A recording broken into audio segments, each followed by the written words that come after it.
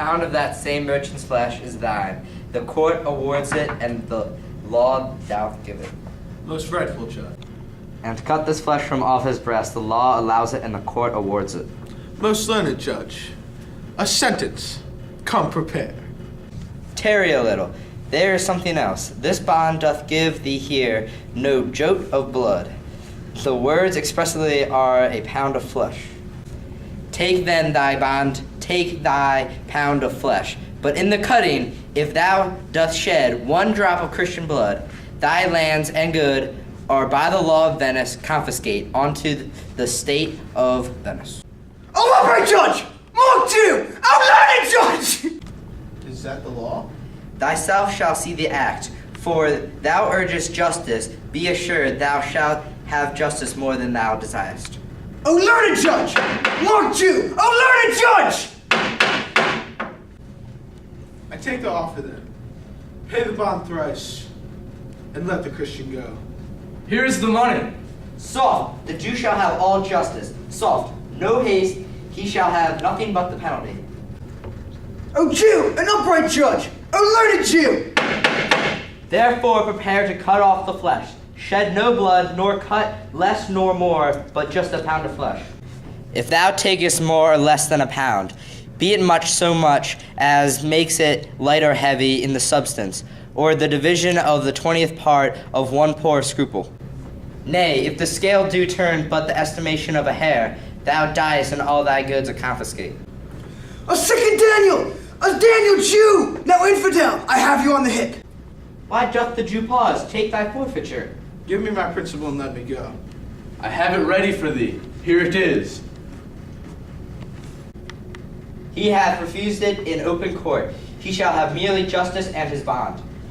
A Daniel still say I. A second Daniel. I thank thee, Jew, for teaching me that word. Shall I not have half my principal? Thou shalt have nothing but the forfeiture, to be taken at thy peril, Jew. Then why the devil give him good of it?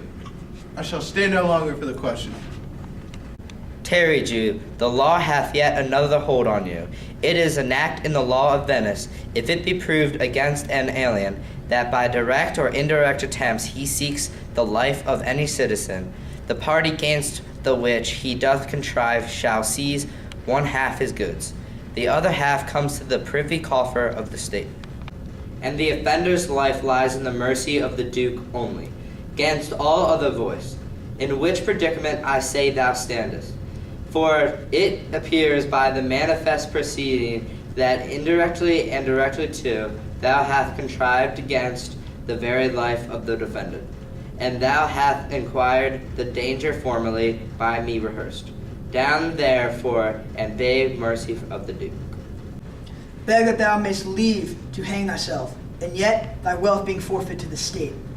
Thou hast not left the value of a cord, therefore thou must be hanged at the state's charge. That thou shalt seek the difference of our spirit. I pardon thee thy life before thou ask it. For half thy wealth it is Antonio's. The other half comes to the general state, which humbleness may drive unto a fine. Aye, for the state, not for Antonio.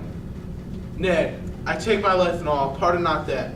You take my house when you do not take the prop that doth sustain my house. You take my life when you do not take the means whereby I live. What mercy can you render him, Antonio? A halter gratis, nothing else, for God's sake.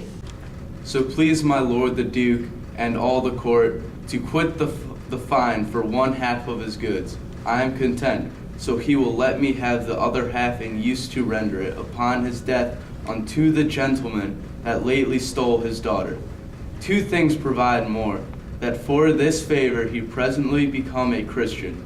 The other, that he do record a gift here in the court of all he dies possessed unto his son Lorenzo and his daughter. He shall do this, or else I do recant the pardon that I late pronounced here. Art thou content, Jew? What dost thou say? I am content.